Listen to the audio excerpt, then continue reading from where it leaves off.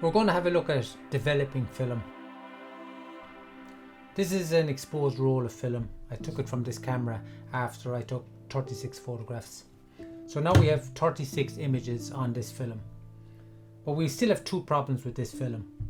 One, it's still light sensitive. So if we took the film out, we'd destroy our images. And the other thing is, the images that are on this, they're called latent images, and they're actually invisible. So to solve these two problems, we need to process the film. And so we develop the film. And again, we've two options. One, we can send this off to a photo lab and they'll do everything for us. Or we can do it ourselves, and that's what we want to do here. If you send it off to a photo lab, they'll send you back something like this. They'll develop the film and they'll produce negatives. And you need these if you want to get reprints. They'll also send you images if you want them. And so there's your photographs. And the third thing they might do is, if you ask them, is they might scan the negative so you're left with a digital copy. Now if you have a go at it yourself, you'll end up with something like this. This is, as you can see, these are real images, they're not invisible. And the second thing, that this isn't, it's no longer light sensitive. So you've solved those two problems. If you want, you can scan this yourself if you have a scanner, or you can take it into the dark room and make prints that way. I mentioned the word latent image, so I think I need to explain that a little bit further. Invisible images. Here we have a black and white image. It's there's white and white background, and we have black in the deep shadows. But what we have here is various shades of grey, and it's the grey tones that give texture and definition to the image. It would actually appear that the grey tones are the most important tones in the image. Problem is that there's no grey in this image. The image is made of countless black dots, and that's all that's in the image. I'll show you a small section and magnify it.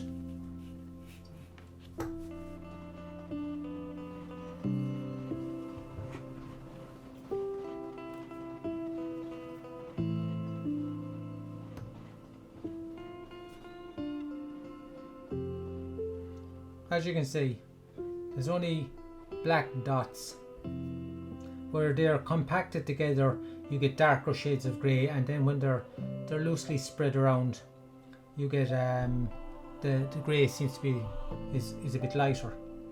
But the important thing is that we can see here that there's only black dots, and that's exactly what's on film. Film is comprised of just black dots. Now the invisible part of this thing, latent images, you have to imagine that if each of those black dots was shrunk down, and it kept shrinking it until each black dot was no longer visible, but it was still there, the image would disappear. So you still have the information for the image. All you'd have to do is get in there, find each black dot and enlarge it again, and the image would come out. So that's what I mean by latent image, and that's the way it is on film. Film is made up, the images are made up of tiny invisible black dots at this stage, and developing them is what, in fact, we enlarge each dot. That's what we do. If we're talking about developing film, we might as well have a look at what's involved and a few things you might need. You need a developing tank.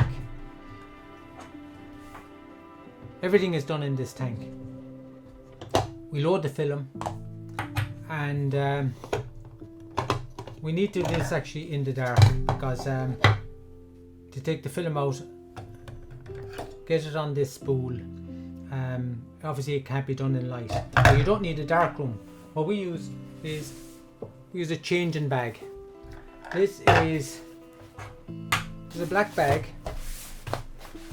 There's a zip here. We throw everything in there. We throw the film and the tank in there, zip it up, and we have two sleeves here, we put our hands in there and work on it inside. Now, this is only a quick version of what film is all about. I'll cover this in greater detail in a different video. But for now, we have our film in the tank. We put back the funnel. Now we need liquids. We need 2 liquids. Now bear in mind that what we're trying to solve here is 2 problems. One, our latent image, invisible image.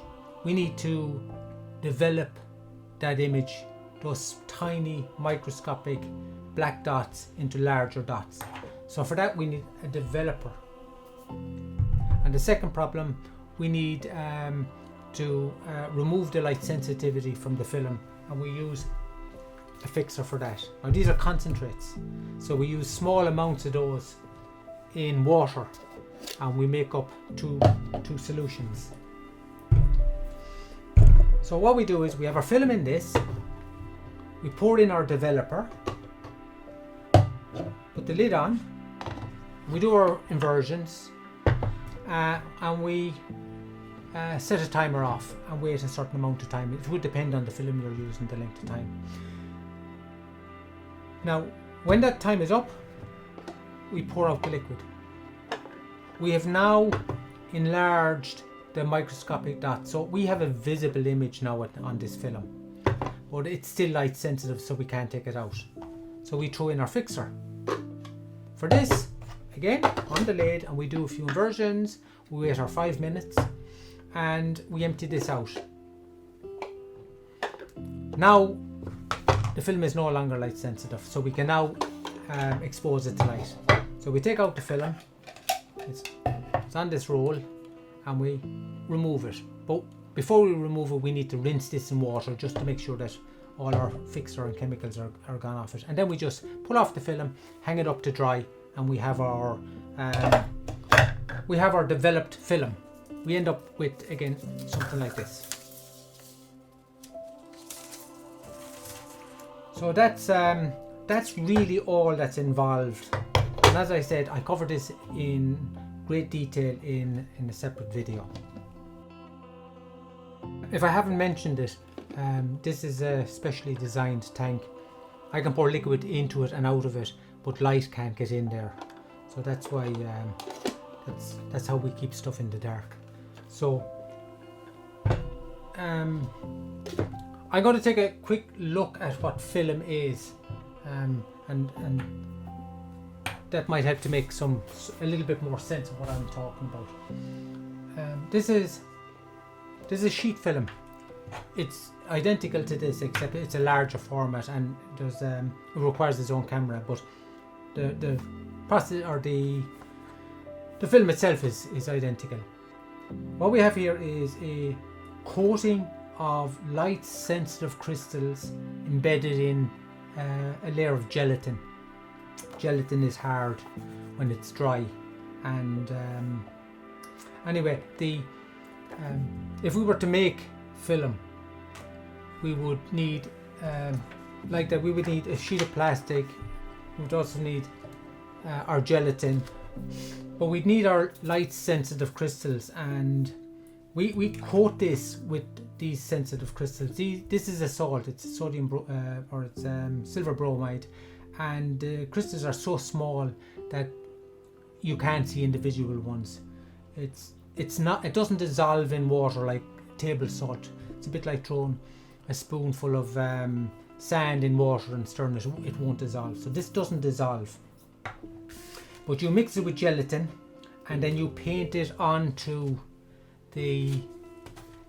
this sheet and let it dry, and you end up with something like this. So that's film. Now I'm not suggesting that you make film. You actually buy film. The reason we use gelatin is gelatin doesn't dissolve in water at normal temperature. What it does is it absorbs water and it swells. When we developed this film, we used liquids, and we want the liquids to absorb into the gel and do its thing with these crystals. I want to have a closer look at these crystals, and hopefully we'll tie everything together. As I said, these are microscopic. Individually you can't see them, and again they're light sensitive. If we could enlarge these crystals, they'd look something like this. They're clean crystals in that there's no metallic silver on them, and as long as you keep them out of light, this is the way they'll stay. But once you shine light on them, they turn into crystals like these. These crystals have tiny black specks of metallic silver, and silver is black until you shine it, and then it goes that grey colour. But as you can see, these crystals have tiny black specks of metallic silver. Now, as I said, the crystals themselves are too small to see, so you can hardly see the black crystal, and your image is composed of this. In fact, it's composed of both of these. So what we've done is, when we develop the film, we submerge these in the developer, and what the developer does, it searches out these ones and it develops this black speck into something that's much bigger, and we end up with crystals like this. Now, as I said before, at this stage we now have an image. These are big enough to see, only we still have these, and these are still light sensitive, so we can't remove it and expose it to light, otherwise these get affected. So what we want to do is remove these, and that's what the fixer does. The fixer searches out these and dissolves them and takes them out of the solution, so you're left just with this, and therefore you have your image. So it's no longer light sensitive and the image is formed. So that's the process in a nutshell. As I said, I have a video on actually developing film and going through it, step by step, if you're interested in that. So that's it.